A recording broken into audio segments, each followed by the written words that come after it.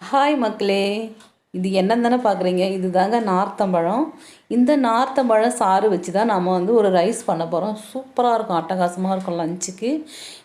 இந்த மாதிரி பழத்தை ரெண்டாக கட் பண்ணிக்கோங்க. ஒரு பழம் 1/2 கிலோ அரிசிக்கு கரெக்டாக இருக்கும். நீங்கள் 1 கிலோ அரிசி நீங்கள் பண்ண போகிறதா இருந்தால் 2 பழத்தை தாராளமாக அரிஞ்சிக்கலாம். 1/4 கிலோ அரிசியாக இருந்தால் பாதி பழமே போதுங்க. இது இந்த மாதிரி நம்ம கொட்டையை நீக்கி சாறு எடுத்துகிட்டு ஒரு 1/2 டம்ளர் அளவு தண்ணி விட்டுக்கலாம்.